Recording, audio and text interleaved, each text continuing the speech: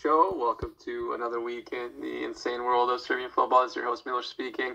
Thank you, everyone, for joining us here on our Spotify channel, on Spotify, the Serbian Football Show, as well as on YouTube at the Serbian Football Show as well. Glad you could all be here, and let's just get to it. This week, as with every week, I have some of my good friends joining me. First, we have our man, Luca. Luca, where are you in the world this week? Hey man, I'm actually visiting parents in Virginia, man, and I thought we were getting snowed in with our 7-8 inches of snow, but then you tell me you have 3 feet up there in Canada, and making me feel really small down here, dude. Yeah, I think there's a difference between Canadian winter and American winter, I think. For sure. What is this snow that you talk about? What is that? Really, first of all, you're from a place that we can't even be speaking about right now. The one of the god awful. Boys, let me say it like this. Let me say it like this. To all of our wonderful listeners, to all of our fantastic Serbia diaspora, Hristo se rodi, srećna vam Nova godina. Whoever had Slava on Stefan, srećan ti 10. dan slave. But let me go like this. Ladies and gentlemen of the civilized world, from everybody here bar the Serbian population in Australia, I would like to, on behalf of them, because I still am a citizen and a passport holder, send you a heartfelt apology, because we know not what we do. That we are the biggest bunch of fucking idiots that you've ever seen in your born natural life. And so to anyone that is a wonderful fan of the sport of tennis, and of course, wonderful fan of Novak Djokovic, I am sorry from behalf of the decivilized, uncivilized, unsophisticated world of what is Australia at the moment. It was once a wonderful place. We are truly, truly sorry. And ako Bog da, justice will be served and righteousness will take place. And Novak Djokovic will win 37 of the Grand Slams probably by the end of next year, but we all know mathematically that doesn't work. Amen. Yes, Happy New Year to everybody except for Australia, is what I have to say. But Alexa, how are you doing in Belgium? But we give our heart warm feelings to all Australian Serbs, okay? And that's anyone right. that supports our cause, right? That's right, and all those for the the rest Greek of those flags, convicts, the Polish flags as well. We saw. yeah, for the rest of those Even some convicts, Croatian ones. Can you believe that, dude? Yeah, listen, Alex, sorry, brother. You know we still love you, man. Like more than we love me. But there was Croatian people that came out. There was football jerseys. There was flags. There were everything. It was just wonderful scenes. It made you proud. I know that I've talked about, žuti ticket, A73, yellow ticket, A73, but we have our strong points, and it was really heartfelt. It was really warming. It was really patriotic, and it made you feel proud. And if anything, I know, not just by the people that I know, but the people that I don't know, that this has actually made us stronger. This has actually made us more unified. This has actually made us more closer together. And, the Serbian community in Australia is alive and well. And, one day this will come back to bite them all in the ass. Hopefully on election day. That too, but if anything, it doesn't matter who was in power. They just saw too many political Right. points to be gained. So if Kermit the Frog and Miss Piggy were in power, they would have done the same thing. You know what I mean? Right. Ironically, Kermit the Frog and Miss Piggy are in power, but that's another story for another time. That's right. Alexa, Jesse Rode. Major respect to the Aussie Serbs. Amazing scenes by them. A lot of unity, and kind of makes us a bit jealous that doesn't exist in other places in the world in our community. But that was amazing, and one of the only bright spots of the last couple of weeks in Australia, we'll say. Well, Alexa, Jesse Rode.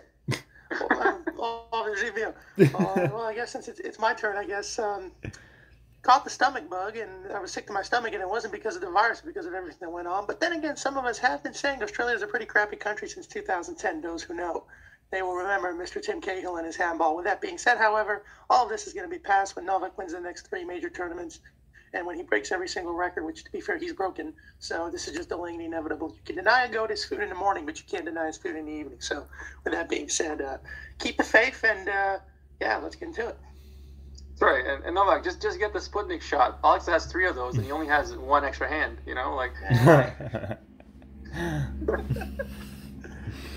All right, boys. So this week, I actually like that. That was very good. That was very, very good. I like that. It took me a while to click in, but that was very good, brother. Kudos to you. That's right. It's actually been recognised in Australia now that if you have the Sputnik shot, you actually come here. You'll still be deported at the border, but but you'll get the visa. Come here. Exactly right. Exactly right. Oh man, it is what it is. I don't know. It looks like we might as well just talk about Novak to start the show. We might as well. Let's do it. We are Serbian, and he's the biggest news story, in our lives, pretty much. So, it looks like he's gonna have to be vaccinated for the French Open as well now, right? And definitely for New York. So, who knows what's gonna happen? Doesn't seem like the COVID craziness is going anywhere. So, well, hold up. I don't think he would have to be vaccinated for New York because he's just coming in there. He doesn't live there. I think it's only for people who live there. Okay, what about Kyrie Irving? But he can play games away. When Bradley Beal was not vaccinated, he went to New York and played because he doesn't live there. He can play there. So I think he should be okay for New York. They got loopholes, okay? Yeah, exactly. I suppose the biggest thing, down here from Australia, the notion that Novak Djokovic was an anti-vax. Oh yeah, man. Yeah. The media spin was hard, dude. Was the biggest load of bullshit you've ever seen. He's never said a single thing. Never said a single thing about it. Exactly right. He's openly admitted that he's vaccinated his children against all the childhood diseases, whatever you can have. Diseases and threats that you can have. He says he's openly said that he's vaccinated, his children. So the notion that he's an anti-vax beacon or an anti-vax icon or an anti-vax hero is the biggest load of garbage. There was a small sentiment of calling him Novaks that joined the Serbian support and all that type of stuff, and they're the people that did have 3 heads, or the people who says I want to control what comes into my body, but they have no problems in snorting up a line of white powder through their nose. You know what I mean? It makes no sense. So I think what Novak Djokovic was just pro-choice, and I think and with anything that you say the word choice, the choice can change. So I think our greatest athlete in modern memory has got some decisions to make, and I think he'll do what's best for him and what's best for his family and what's best for his conscience. So again, it's funny. I got vaccinated a million years ago before vaccinations became trendy, but I'm pro-choice. Do you know what I mean? We're all adults here. We're all logical, human beings. We should be able to do what we should want to do. Do you know what I mean? Right. But the biggest thing I want is for none of us to get infected, for none of us to go through that, for none of us to be sick, to be ill, to be horribly under the weather, hospitalizations, or even worse. That's what I want more than anything. Whether you choose to get the vaccination or not, we're all grown-ups. Do what you like, people. Right. It's the coercion of getting the vaccine is the problem, whether it be by government, media, or whoever else. That's the real problem, right? And not to get into the whole vax political thing, but what Djokovic was definitely not an anti-vaxxer, considering he donated money to 4 countries to get the vax to their people, right? Serbia, Italy, I believe, as well. And yeah, just the media spin. If you don't, toe the line of, oh yeah, I'm pro-vax and I got, triple jabbed or whatever, you're automatically an anti-vaxxer. I mean, you could have the COVID vaccine and still be anti-mandated vaccine, and you'll be an anti-vaxxer somehow. I mean, that's just the kind of the level of discourse that we have going on in the world today, man. And we don't have any discourse. Yeah, exactly. You're right, man. It's either you're towing the line or we're gonna ostracize you and fucking throw everything at you to really bring down your reputation. And look, man, if I was Novak, here's what I would do, man. I wouldn't be, if I don't believe in the vaccine, I wouldn't be coerced into taking the vaccine. That's for damn sure. And if that means I'm not gonna be playing 2 out of the 4 Grand Slams or whatever it may be, That's fine, but like it should be his choice. He shouldn't get the vaccine because he wants to play tennis. He should get the vaccine because he actually believes it helps him in some way. I mean, this is the thing you're injecting in your body. You know, That's it's exactly the point. Because if anything, Novak Djokovic is a beacon of looking after himself, looking after his body as an athlete, and because at the end of the day, this is still a sports show. He made wise choices in the last 10 to 15 years of his life to address the deficiencies, obviously, his own body had, to make himself a better athlete, to improve himself as an athlete. He changed his diet. He changed his lifestyle. He started changing his diet to make sure that he could be the best possible athlete and best possible tennis player that he could possibly be. And guess what happened? You know, although we all saw it coming, it's still 75% of the earth that is programmed not to like him. right. It came as a surprise that he just shot up the Grand Slam title numbers, because he openly there was something. He was times he was weak. He was suffering from low energy. He was being lethargic. He made choices about himself to improve his diet, to improve his training, to improve his lifestyle, and look at the benefits. So if he's taken a cautious approach to whatever he puts into his body, you know what? He's got the evidence. Look what he's done in his life. That's what he should be a beacon of as a healthy athlete. That's what he should be a hero for. Making the right choices to make sure his success is there along the way. Does Novak Djokovic probably have a couple flaws? Absolutely. Like we're all human beings. You know, for one, I wouldn't have advertised on Instagram, here I come, blah, blah, blah, this, that, and everything else. But that's just a personal choice. It didn't stop the world. It didn't make the world turn in the opposite direction. So, if anything, he should be a hero for healthy lifestyle choices that converted him to be one of the greatest athletes of all time. No, I think it's just a question of being against modern medicine. If you recall, it took him a while to get his elbow treatment. And to get the elbow surgery, he was playing with a messed up elbow for a year because he didn't want to take the surgery. So I think absolutely, Alex. The advice that he got there, he changed that, right? Because obviously he was getting some type of dodgy advice in what they call now as their team and things like that. He changed that, and again, it showed another upward trajectory in his fortunes and in his success. So he makes good choices along the way. Not to mention that he's got a serious team of people around him. I mean, there's 10 or 15 top-notch professionals, nutritionists, everyone around him. He's not making those decisions. Of course, he has the final say. But, I mean, I know my uncle, worked on a commercial with him, and he said, Novak can't do anything without them saying so. But it's not that they're restrictive. It's just that, can he do this for his body? Is this good for his elbow? Is this good for his shoulder? Is this good for his leg? If it's good, yeah, we can go. So the notion that he doesn't take care of his body and that he's just kind of dismissing the vaccine for whatever reason is preposterous. Not to mention that the whole thing to be this huge thing. If he has COVID, just take him out of the tournament. You look at the Premier League, you look at other, tournaments that are taking place. If someone has COVID, they just aren't available for selection. Instead of doing that, they decide to make him a pawn. And the whole thing about having him fly over and then telling him he can't go was a deliberate attempt to try to demean him. And you can dislike him and you can have your stance against him, but you don't have him fly out and then deny him at the border. You don't do that to a 9-time champion. You don't do that to the best player of your tournament. You don't do that to a human being, dude. You know what I mean? Absolutely. Like, don't put him on the damn plane. This is delaying the inevitable. Let's be honest. I mean, he's going to win the most slams. He already is the best player ever. So this is just people trying to hold on to this notion that they can catch him when they can't. And the people that liked him before this are going to like him. The people that disliked him are going to hate him even more now. But the key thing for him is that he's got a healthy body on his shoulders and he's got a good head on his shoulders, and he's going to make the best decision for himself. And I have no doubt that we're going to see him in all the major tournaments because I don't think he's going to let this go that easily. And if he gets on the courts, anybody who wins that Australian Open now knows that they're going to have an asterisk next to their name, and any of the following tournaments that come, that he's going to come in to kick their ass. And I think it's good that he now understands that he's got people against him because that's when he's at his best. And that means he's going to win more trophies. And that's good for everybody and good for him, of course. That's right. And all these people that are, and are saying all these negative things about him, saying he's a bad person.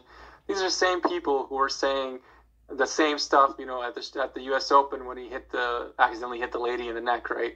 They're calling him, he loses control, he has a bad temper, he doesn't have class. It's the exact same people. So it doesn't matter what he would have done. They're just waiting for him to do something that they can latch onto because they're already against him. So it doesn't matter. And people are saying this is hurting his image and all that. It's total bullshit. Look at his Instagram followers. Look at his Twitter followers. He's getting way more followers than ever before because people are rallying behind him. Right. So, and anybody that's saying he's a bad person or he's got issues, like whatever. Like this guy has literally built 45 preschools in Serbia of his own money from his foundation. He's donated how many of his winnings purses did he donate to Serbia and other causes around the world? I mean, and to Australia too. It's laughable. It's Australia too. He donated. Yeah, he donated many thousands of dollars to the bushfire relief, right? Because that's one of our biggest problems that we have down here during the Australian summer, and it's devastating. I've actually, hand on my heart, Kristimi Moga, I've actually driven through a bushfire. It is the most terrifying thing that you've ever seen in your born natural life. And the thing is, though, is that people that live here, athletes on bigger money, were dwarfed by his donations, were dwarfed by his, financial generosity. The notion that, when he came here and people of the eastern states of Australia said, well, we had to live through lockdown, we had to live through these rules, we had to live through these restrictions, why can he come here? Right. I still fail to realize why was that Novak Djokovic's fault. Exactly, man. It was misplaced anger, man. Misplaced anger that should have been towards the government. I really still can't understand, and I'm trying to read all these logical books and go back to do year 8 algebra homework with my daughter and all that type of stuff. I'm still trying to realize the reason how that was Novak Djokovic's fault.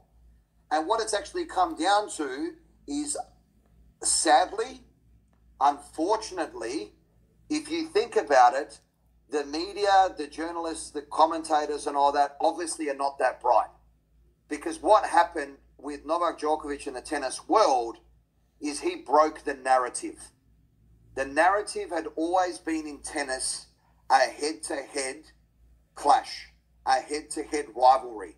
If we look back in history and we look at Bjorn Borg versus John McEnroe, head-to-head.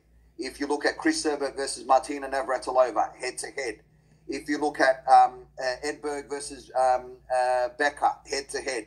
If you look at, Agassi versus Becker or Agassi versus Sampras, head-to-head, there was only 2 of them. What Djokovic did is he broke the narrative of the Nadal versus Federer head-to-head rivalry, and they plain and simply didn't know what to do with it. 3 didn't go into 2 for these people, and obviously their mental capacity was reached. So I'm sorry, he did. And he might end up being the greatest ever in terms of numerical Grand Slam title winner that the history of that sport has ever seen. And guess what? Bad luck. Get over it, people. This is what it said. Get over it, people. We spoke about in our preamble before the show started, gentlemen, as you know, we've got to, what people in Western society don't know how to do is to put it into context.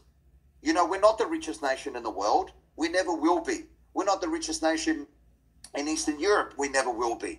We wouldn't have a national tennis center if Novak Djokovic didn't build it for us, right?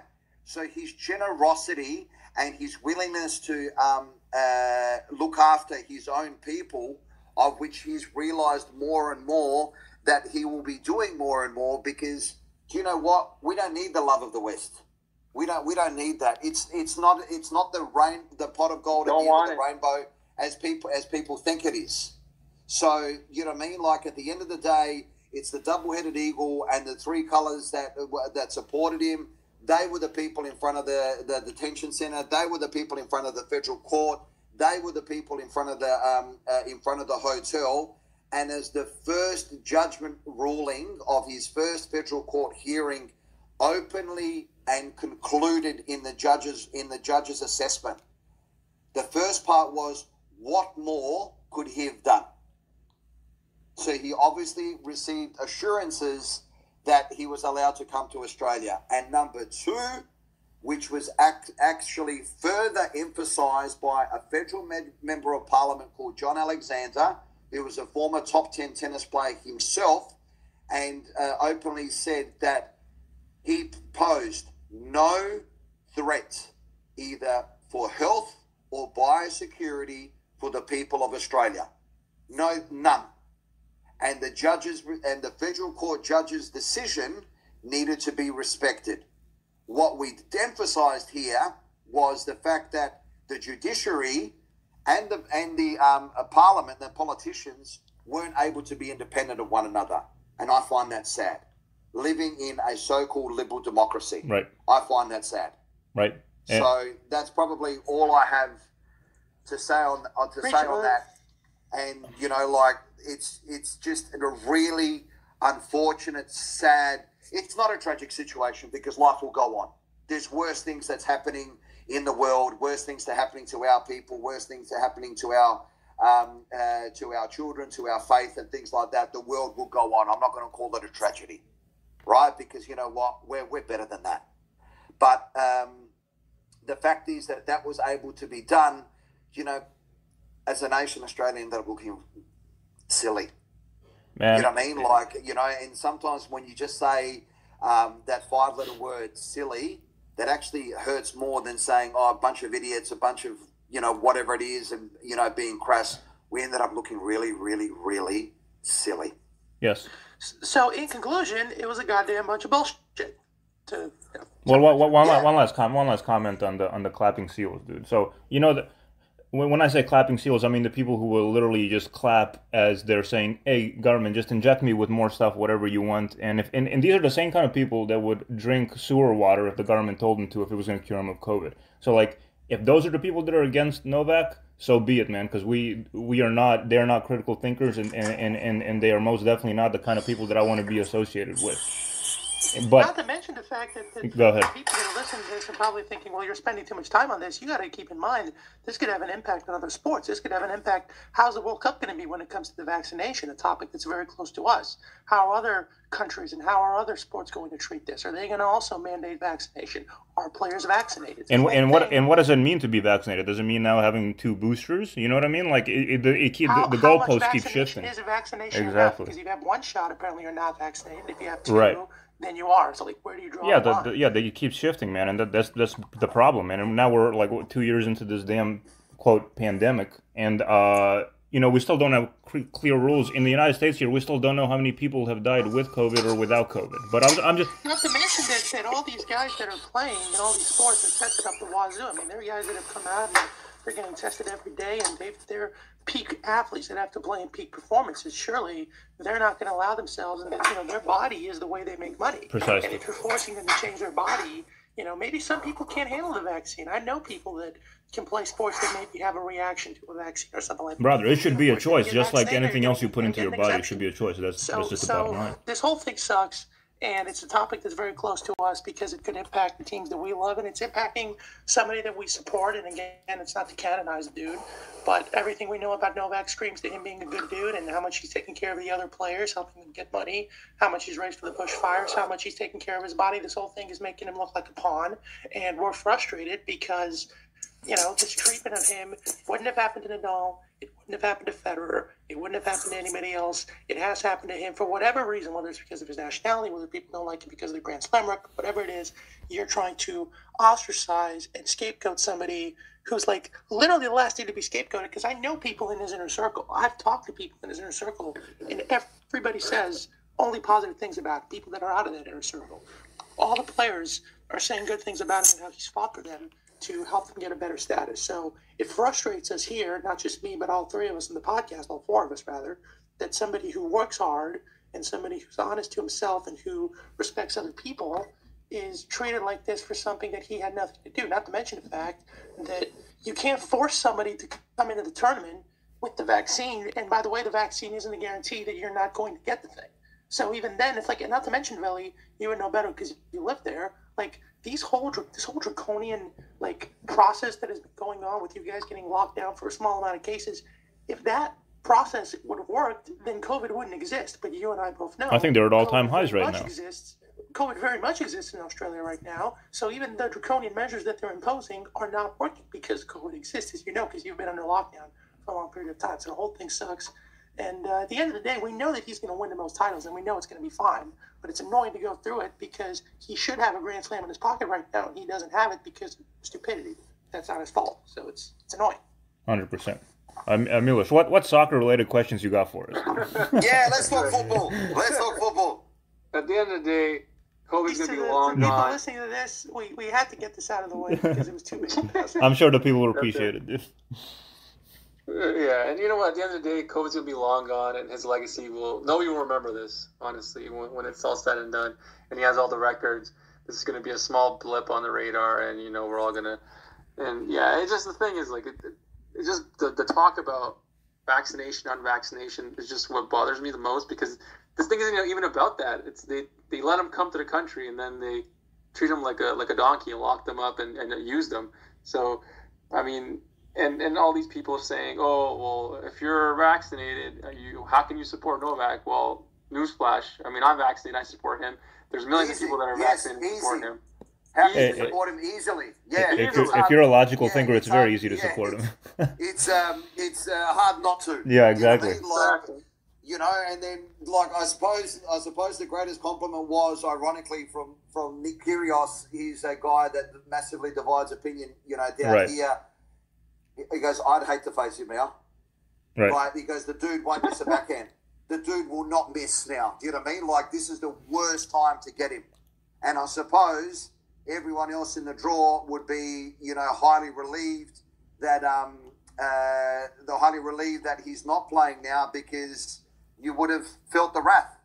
And to our Serbian boys that are left in the draw, good luck.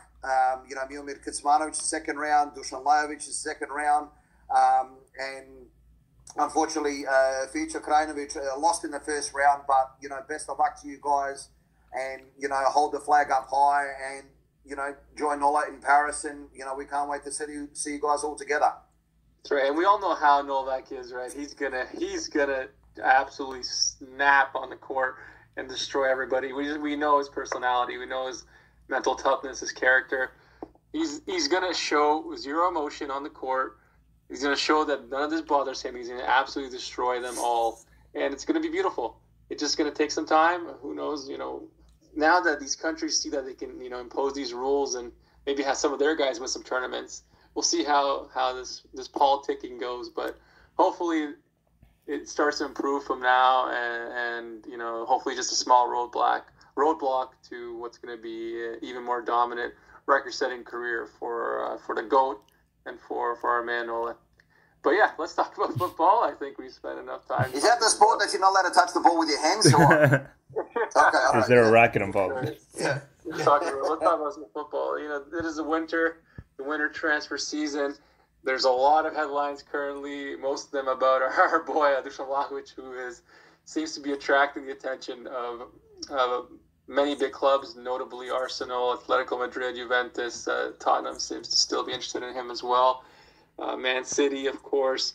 A lot of rumors that Arsenal is heavily after him, offering $70 million, offering him 100. I think $200K a week was the last thing I saw, or $200K a week for his salary. So he's gonna be a rich man no matter what. Luka, what are your thoughts on this whole Vlahovic transfer frenzy? He's scoring beautiful goals every week now. He's scoring a beautiful goal yesterday. That first touch, exquisite. What are your do you want him to leave right now, or do you think he should stay until the end of the year, or possibly longer, and keep a good thing going? Look, my favorite team in Serie A is Fiorentina, and it's probably my second favorite team after Zvezda, obviously, when we're talking about club teams. As much as I love Fiorentina, no, I don't think he should stay. I think, he's done everything he can do at that club. And I think he needs to go and prove himself while he's hot, while he's got that confidence going and everything in a much bigger club. The move to Arsenal, I can't say I'm a very big fan of, because I want to see Vlahovic, and I think he wants to see himself too in guaranteed Champions League football. I think there is other clubs out there that are in a much better position to play Champions League and that would fit him a lot better. That being said, the EPL, obviously, as we know, has been a graveyard for our offensive players. However, I think Vlahovic is one dude who could definitely break that mold. I mean, just his physicality, his touch, his shot, everything about him screams like this is a EPL worthy striker and in the top 4 teams for sure. So there's that part of me that wants me to see him go to the EPL. However, I'm still of the opinion, and I know there's some drama now between Juventus and whatnot, but I still want him to stay in Italy, and I think Stojkovic also wants this for him. I think he said so in an interview. Stay in Italy, go to Juventus if possible. I think that's the best case scenario for him. Other than that, I would love to see him in a club like Bayern Munich. I think would also be a great fit. I don't think there's much interest from them or whatever, but I think that would be a fantastic fit for him, especially with Lewandowski leaving soon. So yeah, man, those are kind of my thoughts. I would just say stay in Italy, go to Juventus, go to a bigger club in Italy, and because you're already proving yourself in that league, and you're going to get to play Champions League football with a stronger team, and you're going to have a better supporting cast. You're going to put up more goals. But going to Arsenal is just that it's a very unsure thing. I feel like what's going on over there. They're battling for 4th. God knows who's going to get that 4th position and go to the Champions League. But like, let's say he goes to Arsenal, they finish like 6th or something. Then what? Then what do you do? You're going to be there for a couple of seasons or whatnot, and then maybe you go somewhere else. But I just don't like that whole situation. It seems very unstable at Arsenal, and I wouldn't want to see him there personally. Yeah, man, but I just hate Juventus. They're so unlikable. I do not want to see him there either, honestly. And I think just like I like to see our players at like such massive clubs that have such massive followings, like Arsenal. I mean, every time Vlahovic does anything, like he trends on Twitter. If you see his Instagram post, the guy has like 10,000 comments from Arsenal fans. Hey, did on you every see? Picture. Right. I mean, did you see that? Like they were doing like a breakdown of his celebration on his last Fiorentina goal, and they were like, "Was he looking towards Arsenal or like London?" Yeah. I was like, "Come on, bro."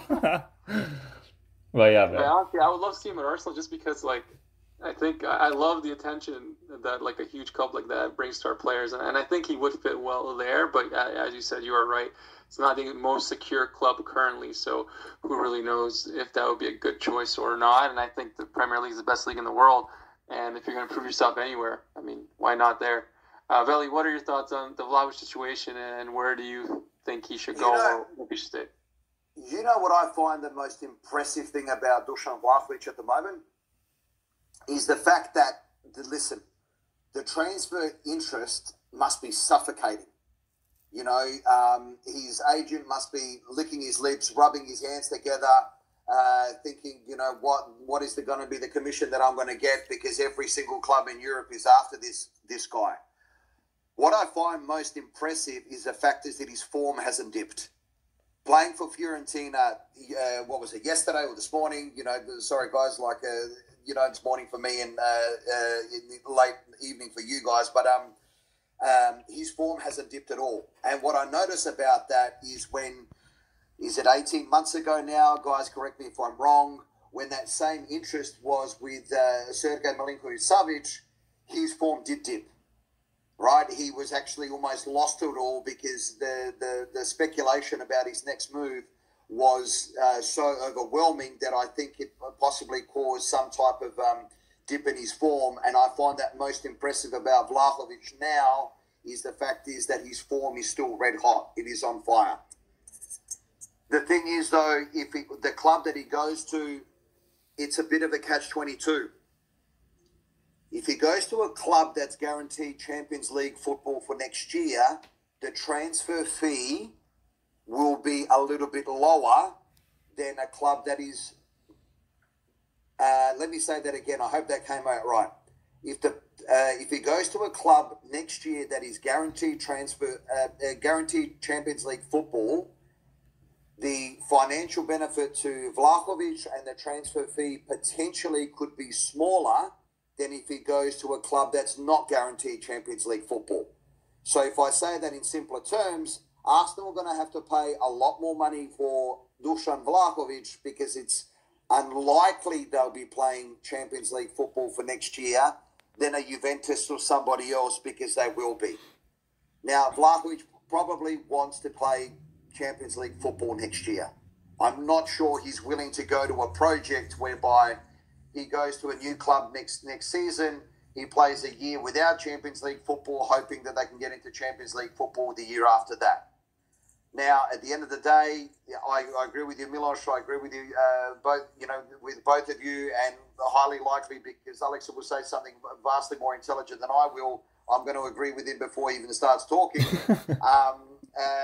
We want to see the exposure. We want to see him in the best leagues possible. I just hope that he makes the choice to go to a club that suits his style. And to suits the way that he plays, and obviously where he's going to get, where he's going to get game time, because the only thing I don't want to see is him to go to a bigger club than Fiorentina, because let's face it, there are, and sit on the bench. Well, that's what I don't want to happen. So, for instance, if he went to, I'm just throwing this out there, if he went to a Manchester City, there is a potential, there is a possibility that he could be doing a lot of some bench time next year, which is not used to in Fiorentina right now. So that's the scenario that I'm putting out there more than anything. So if a non-Champions League club want him, they're going to have to be paying the Fiorentina more. They'll probably have to paying Vlahovic more as a weekly wage than a club that is guaranteed Champions League football next year. So it will be interesting times. Really, I don't think we have to worry about Vlahovic sitting on the bench anywhere. I mean, this guy is definitely a generational talent, a generational player, and I think he's going to be one of the best players in the world. Absolutely, but we also know that we live in this generation now where this time of football history where you have those huge owners. Like we all know that Newcastle right now can afford him. Right. They could throw anything they want at him. Right? Southampton can afford him. Absolutely. But what we're trying to say is the fact is that where's his football future going to be best defined? They could possibly buy him an island. Newcastle could buy him an island in Pacific, commonly known as Fiji. Tonga's probably going to go pretty cheap these days, but Cook Island. Yeah, exactly right. So they could give it, but whether that's the right move for him or not. But we live in the age whereby there's the Manchester Cities, there's the Paris Saint-Germains, and they have the owners that money is no object. But if you go into a club and you're sharing that locker room with so many other egos and so many other forces within the locker room, or the change room as we call it down here, there could be potential bench time, and that's the part I don't want to see for Vlahovic. I really don't mind what shirt he wears, as long as that club suits his style of play and it is an upgrade from whatever he is now, and not to the detriment of the Serbian national football team. One question I do have regarding the transfer, and this might be even for Alexa for you to jump in. You probably know a little bit about this, but I've just been hearing just from, let's just say, American media, we're talking about Vlahovic, that his agent is kind of shady and that he's causing problems with the transfer. Is there any truth to that? And if so, what is the actual story there?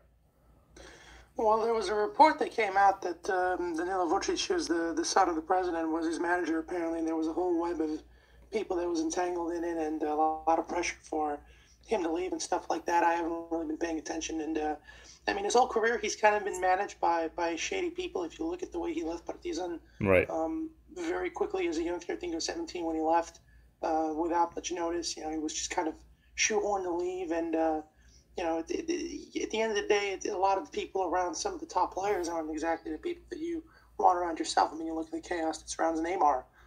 Certainly something that you wouldn't want to be associated with, but as long as stuff works on the pitch, I guess it's fine for him.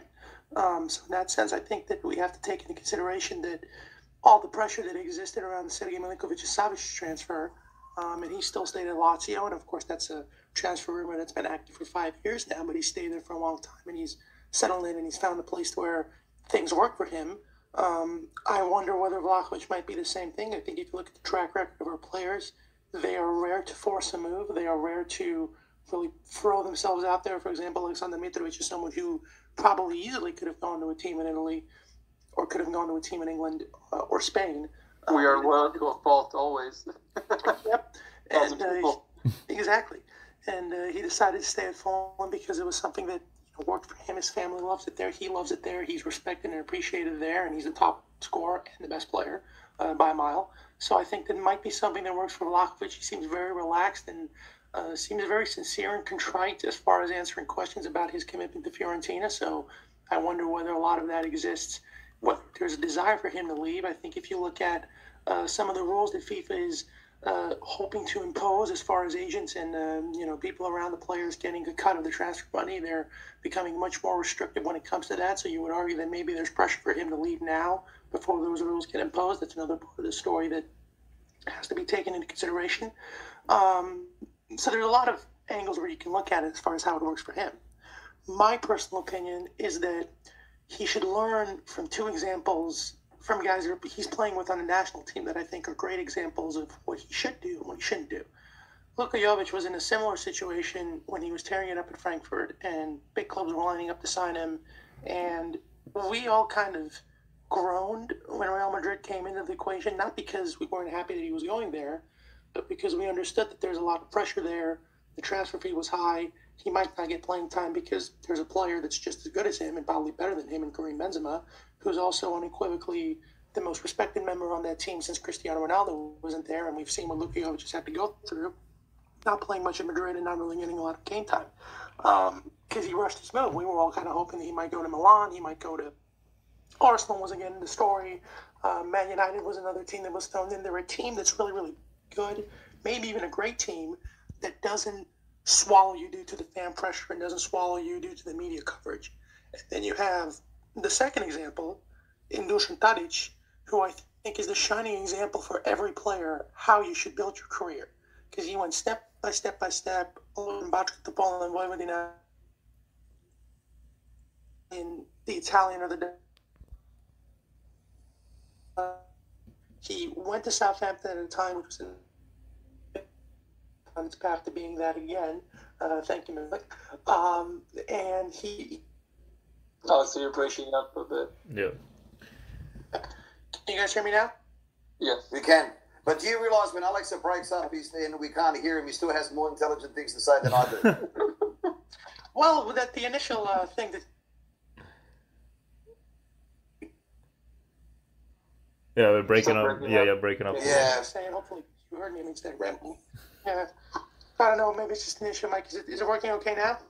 Yes. We can hear you, buddy. Choppy. You were talking about how Dusan Tadic made pretty wise career moves and wise choices without his career, and as an example. But he did stay at Southampton a little bit too long, though, right? We agree with that. Yeah. So, he went to Ajax, and it worked well for him. So I'm wondering whether Arsenal is the right move because they're not a team that is as demanding or as great as maybe a Man City or Real Madrid or something like that. I think it's a team they need a player like him that can take them to the next level because he is an elite talent. And I think that what this Arsenal team needs desperately is elite talent. They finally, after a long period of time, after a long period of not knowing what to do with Wenger and Emery, finally have a system that works. They've been playing very good football. I think they're playing a system that fits him well. Aubameyang is on the outs. He's been, the captaincy's been taken away from him, and he's not been playing a lot. So I'm of the belief that Arsenal actually is a good move for him. I think the fans would embrace a player like that. And there's other stories. Atletico Madrid, they might be losing Suarez, who's going to Aston Villa. So maybe Atletico's going to be in the mix because they need someone who can pair up with the other strikers they have. So there's a lot of options for him. But I think he needs to build his career. I think there's plenty of time for him to reach the top teams. I think that his physical gifts are such that even at age 27 and 28, he can still play for the top teams. He's good enough with the ball at his feet where he's not going to he's not like a Michael Owen or an Mbappe who are unequivocally fantastic, but you know that they're depending on their physical talents to dominate them or for them to dominate in games. Vlahovic's physical talents help him, but they're not the fundamentals of his game. He's great with the ball at his feet, tremendous finisher, good in the air, and I think that building a spot for him where he's going to be the main guy, because if he goes to Arsenal, he's going to be the main guy. He's going to have all the attention towards it, and they're going to build around him, and I think it's a move that would suit him well. I know that other teams are in the mix, and I'm not the biggest Arsenal fan. I'm not the biggest fan of their fan base, but I think that the way the club's going and the style that they play and just at this stage of his career would work. And also, they're right there. They're not out of the Champions League picture. They're fighting with West Ham. They're fighting with other teams. So I think it could be something that could be very beneficial for him. He's going to get playing time. He's going to be appreciated. There's going to be a huge financial swing for him to go there. So I think it's a move that makes sense for him. But I think wherever he goes, the thing that separates him from Luka Jovic is the fact that this is a guy who's 6'3", 6'4", who can run like a deer, who can change games with his pace and his strengths. That's something that Luka Jovic couldn't do. And when you can run like that and move like that, you're always going to be a threat on the field. And when you add to his physical tools and footballing talent, even if he goes to a big intelligence, he's a very, very smart player as well. Very smart. Yep. So I have full confidence that wherever he goes is going to be fine. If he stays at Fiorentina, he's a cult hero there like Gabriel Batistuta, and I think he's going to break a bunch of records. So either way, time works for him. He has to think about his decision, but whatever he chooses, I think he's going to make a good call. Hopefully the people around him don't mess that up, and if he's focused like he has been, because he's hungry for goals and he's hungry for success, I think it's going to be good for him. So I'm not that worried about it, but if you ask me where he's going to end up, I would say I think he stays at Fiorentina for this winter transfer window, but I think during the summer he moves to Arsenal. I'm pretty sure that's what's going to happen. Either way, he's going to make a lot of money and he's going to score a lot of goals no matter where he goes, in my opinion. Yep. But hopefully it's a giant club, and we'll see what happens there. Some other news this week, we finally got an announcement on our March friendlies for the national team. We'll be playing Hungary in Budapest on March 24th, and we'll be playing Denmark in Copenhagen on March 29th. Two very solid opponents. Should be interesting games, both of them. It should be tough to get a result, especially against Denmark, who's a team that doesn't lose very much recently in recent years. For me, a bit disappointing that none of these games are at home. Would have been nice to celebrate qualifying for the World Cup in such amazing fashion in front of our stadium here and our fans, but it is what it is. Luca, what are your thoughts on the March friendlies and our opponents? My first thought is, I think we mentioned this before, but whoever's doing the social media graphics for FSS, give them a raise, dude, because those are awesome, dude. Even for the friendlies, I was hyped up, man. I was like, hell yeah. Yeah, man. Like you said, dude, two quality opponents. I'm very much looking forward to the Denmark game, and I think the boys will as well, and especially Stojkovic, because I think it's just another like proving ground, and it seems like he's a guy who likes to prove himself and what the team can do. So very much looking forward to him. I'm going to be watching both of them, obviously. I understand, not being at home to celebrate, not the best, but however, we do have the Nations League coming up, right after. So I'm not too worried about it. I think people will show up, and especially if we get a nice little result in both of these friendlies, I think they'll definitely be there. That's right. Keep the wins coming. Vali, what are your thoughts on these friendly choices? Again, when you set up friendly internationals, one of the big things that you need to look at is who's available, and who's willing to take up your offer of a friendly international. And then at that time of the year, correct me if I'm wrong, boys, does that coincide with one set of the playoffs for the World Cup? Is that right, on the same day? It coincides with, I think, the playoffs and the qualifiers for CONMEBOL and the other confederations, because I know people are complaining we're not playing against South American teams, Asian teams. They have their qualifiers, so they weren't available for selection. Absolutely. So that adds to the combinations and permutations of who you could play. Again, I think I made this point on a previous pod. The only thing I would have loved to have seen, now I don't know if that was logistically possible, is that we all jumped on a plane and went to Qatar or Bahrain or United Arab Emirates or something like that and played a game over there as a bit of a fact-finding mission to get ourselves prepared for the World Cup. But they've made this choice. Again, we know Hungary really, really well. Denmark is nothing short of a machine at the moment. Mm-hmm. They are a fantastic football side. So I'm pleased that we're going to test ourselves against there. But we all know, again, the stakes are high. Nations League comes up thereafter. The World Cup is after that. We're going to see a game with, 8 or 9 or 10 substitutions. Probably not that much, but you know what I'm trying to say. There will be some type of experimentation. We've got to prepare for those well, and we've got to see, because I think when it comes to, by the time that comes, I reckon Dragan Stojkovic would have 85% of his squad already in his head. Mm-hmm. You know, like I think he'll have ready for the World Cup, or should I say? I reckon 85% of that would already be in his head, and so that would be, you know, the first half of the last gasp opportunities for our fringe players to make their statement. Because we're in a situation at the moment whereby there's a few of our players who are not playing regularly club football. As you know, when I missed the last pod and we spoke about, you know, who was our shining lights and who was our disappointments, someone like Milos Radonjic really needs to have game time. Because let's face it, he's playing for Serbia on loan from a Benfica. Do you know what I mean? Like he's in a really difficult situation. He's got to be playing, you know, more game time. So hopefully by the time March comes around, which is 8 or 9 weeks away, that more of our players are playing regularly. For sure, and you know, hopefully we see some new faces and try it out in these friendlies, like Milos Pantovic from Bochum, who just had 2 goals today. Mashvic from Bochum as well. Hopefully Samardzic from Udinese would be nice to get as well. So what are your thoughts on these friendly decisions for March?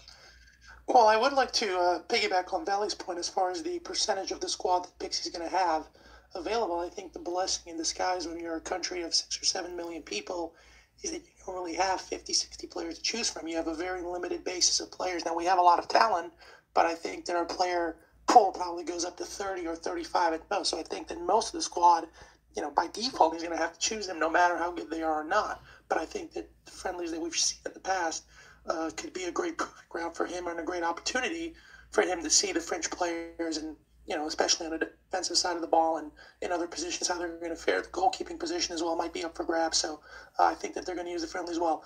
The teams that we got, I am very, very happy with the teams we picked. I think considering the circumstances of not having the South American and the African and the Asian teams available due to the qualifying cycle being active at that time, I think the opponents we picked were great. Hungary, we know from the Nations League we just played, the last Nations League we were in, they beat us after the Norway game and they really stifled us. They played a similar formation to us, and we had chances at the end of that game, but they stifled us. They made it very hard for us to move the ball.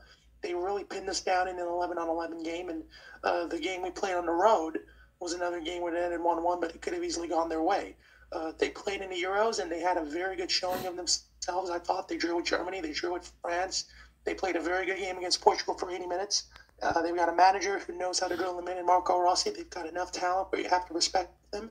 I would have liked to have seen them do better in the World Cup qualifiers because they finished behind Poland and Albania, 2 teams that I thought that they might be better than and that they were going to compete with for the playoff spot. But with that being said, you know, we've played in Hungary before, so we're used to the pitch, we're used to the atmosphere that might be there.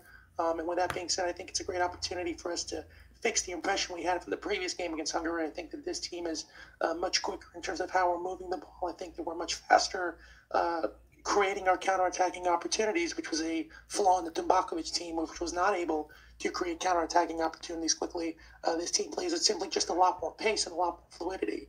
And I'm hopeful, as well with more talent at their disposal. And I'm hoping that with that on our side, that the Hungary game is not a problem, because I do think we're a better team than they are. I think we're more talented. I think that we gel just as well. I think we've shown we have the capacity to play 11-on-11, but I think it's a good test against a team that's going to be very sturdy and it's going to be very physical. The Denmark game is obviously the one I'm looking forward to the most, personally, because I have an axe to grind with Denmark. Those that remember the Euro 2016 qualifiers, the game we played in Copenhagen that we lost 2-0, I maintain to this day, is the worst performance in national team history, and think of the ground that covered. Mm-hmm. We were lethargic, we were slow, we were pathetic that day, and I've never had a cross square with a Danish person. I respect Danish culture. I really respect their team. I think if you were to do a poll right now of the best teams outside of the first 7 or 8 dominant forces in world football, Denmark would be in that spot. They made the European Championship semifinals for a reason. They've got a very, very talented team that's covered in all the positions. They're probably a bit better team than we are right now. Talent-wise, they're not far behind us. But I am kind of sick and tired of hearing how progressive they play and how wonderful they are and how analytical they are. I think it's a narrative that's come from Western media. It's a narrative that's come from our domestic media, how progressive they are and how they play a modern style of football, not just their clubs, but also their national team. They play a very boring, pragmatic style, and it works for them, and I give them credit for that. But what we saw our team show in the qualifiers, and I'm not saying it's better than they are, I'm not saying it's going to be more efficient, I'm saying it was way more prettier and way more progressive and way more in tune with the times than anything that Denmark showed in the European Championships and during these, the qualifiers.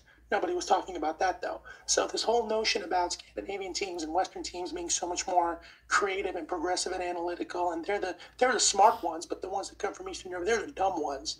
It's a narrative that maybe other people don't pay attention to, but it's a narrative that's bothered me for a long time. And I have an axe to grind with Denmark as well. I think we historically have an axe to grind with them because they stole a European Championship from us. They had no business being there. And I'm really excited. Should have been at home. They should have been at home. Should have been at home. So I'm excited to test the waters against them. They're a team that is, again, the 11-on-11 discipline that I talked about. They're even better when it comes to that, especially going forward. I think that they're a team that probably is best equipped to break us down because they can play multiple styles. They can be direct. They've got fast players. Obviously, without Christian Eriksen, their team is a bit different, but they soldiered on during the championships fine without him. So you have to give them respect for that. They've got a fantastic goalkeeper. They've got a tremendous midfield that probably is one of the few midfield that can match us, not just in terms of the pace that they have, but the physicality. And the game in Copenhagen is going to be a great test because you're going up against a crowd that's going to be fired up. So I'm very excited for that match. I'm expecting Pixie to play his best team there. And I think it's a great proving ground against a team that's in good form, against a team that is probably where we'd like to be right now because they have the experience. They played in multiple tournaments before. They've just come off a major achievement in the championship. I think it's a great accomplishment. I think it's amazing. I was very surprised when we got a team with that quality to play against us. And I think that they're good, solid tests for what this team needs because we've shown in the Portugal game and in other games that this team is deadly on the counterattack. But you're not going to have the luxury to play on the counterattack constantly. You need to have the ability to take the game to teams, and I think that these two opponents gave us a great chance to do that. I am disappointed that the game's not being played in Belgrade. I am kind of sad that at least one of the games isn't being played at home. But considering that the Nations League, we're going to have 4 games, and I think 3 of them are going to be at home, I think that's more than a good enough proving ground for us to get people to come to the stadium. And I'm hoping that people do show up because if the draw, which is on April 1st, only 3 days after the Denmark game, goes our way, then there's no reason that the stadium shouldn't be filled for those games. And certainly the friendlies, if we play well in those games, I think that the hype is going to be legitimate and it's going to be massive. So I can't wait. I think they're 2 great tests. And you have to give credit to the FA or whoever organized matchups were very quick to bash them, a lot of times deservedly so, but I think they did a great job in organizing these friendlies, and I think they did a great job in announcing them so quickly and getting 2 quality tests against us. So I'm very excited to see what happens. It was funny, Alex, that you talk about that game in Denmark in 2016. I was there, believe it or not. I actually was there. It was the driving rain. I got soaked, and yes, we were lethargic. It was cold. And I will never forget the manager at the time was Radovan Djurcic, if you guys all remember. Yeah. And he actually said at the press conference after the game, "Igrali smo dobro partiju," and I'm thinking, oh my God, what did you see? Yeah, like what game was he watching? Do you know what I mean? Really, if I may very quickly interject. If you remember, that was around the time period when the under-20 team won the World Cup, and it was just after UEFA gave us another 3-point deduction for the whole so that was my famous trip whereby I went to go watch the Denmark game, and then the under-20s were in New Zealand, which is on my doorstep. But I decided to go watch the European under-21s and to watch Serbia get hammered 4-0 by the Czech Republic in Prague. Oh, Talk about lifestyle choices. You know what I mean? Like it was that same trip. It was the driving rain. The Serbs weren't allowed supporters after the Albania game, but I got through because I threw on the Australian accent. You know, at the gate. You know, g'day mate, how you going? I brought my Sheila here with me. Do you know what I mean? So they didn't know none the wiser. So I'll never forget that. Mitrovic hit the post with his header when we were 1-0 down, and that was the only look in that we got in that whole game. And Radovan Djurcic said after the game, "Igrali smo dobro partiju," and I'm like, "What game were you watching, brother?" You know what I mean? Like, but anyway, Anyway, there's a reason he's not coaching anymore anywhere, right? But fuck me, if a venue was anything more expensive than that in my life, then it was it. That was Copenhagen. You know what I mean? Like, my God, that place was expensive. But anyway. But at least got some good beers out of it, so, you know. Yes. There you go. I'm very excited for that Denmark game. Hopefully we can get some revenge, as you guys said. Let's get some revenge on the Danes and also on Hungary. Should on be everybody. Some quality football and some well-contested matches, and hopefully we see some new faces as well get a chance. And before we cap off this week's show, of course, unless anybody else has something to say, but we have to end with a Veli shout out, unless Luca or else. I have a quick one. And I feel like we just need to mention this player because we haven't mentioned him, and he's been playing magnificently. We did sort of in name, but Milinkovic-Savic, dude, what he's doing right now, very, very unbelievable, man. Playing, I think he's in the best form of his life, quite honestly, man. And I would be very shocked if he's still in Lazio in not this transfer window, but definitely if he's still there during the summer, I'd be very shocked. Shout out to Dragan Šolak playing 5D chess when Vučić is paying $600 million for the TV rights. Šolak buys the club for $100 million. That's big brain stuff. So big ups to him. Serve Hampton, baby. SMS on fire, of course, as well. And Veli, shout-outs. Let's go. Oh, what's Veli got to say? Fire out, Brussels sprout. Okay. My first shout-out is to the Serbian passport derby that we all watched during the week between the Comoros Islands and Gabon to watch Kanga and Ben play against each other. I thought that was a bit of a laugh. But, again, I don't want to go over old ground. Massive shout-out. Again, I think you guys will all agree to the Serbian community in Melbourne who really gave Djokovic a lot of support.